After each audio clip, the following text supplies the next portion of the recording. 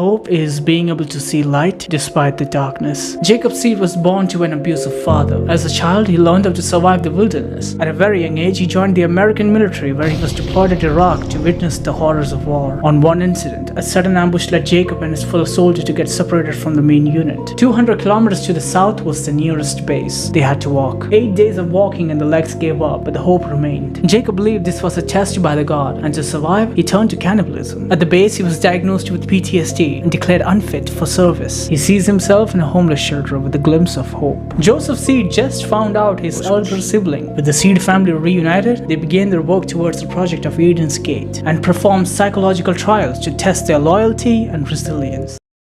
Confessions might be the way to uncover your sins. John's seed was adopted by the Duncans, an extremely wealthy and religious family. They never saw him as a pure soul, but rather a crystal with impurities which needed to be cleansed. This young child was psychologically tortured so he could confess his sins and be free. On one night, the Duncan family beat him lifeless, and all he could think and say was yes. On that moment, he realized, in order to survive, the truth needs to be disguised. John was obsessed with confession. He became a lawyer, and Duncan family now dead, he inherited generational wealth. All John ever wanted was the accelerated downfall of the modern society. He hated himself, and upon meeting Joseph's seed, the vision for Eden's Gate was quite attractive. John, adopting the power of yes, became a confessor who would shatter the souls of their members, tear skins apart, so that they could confess their sins. Or maybe they just wanted to have some fun.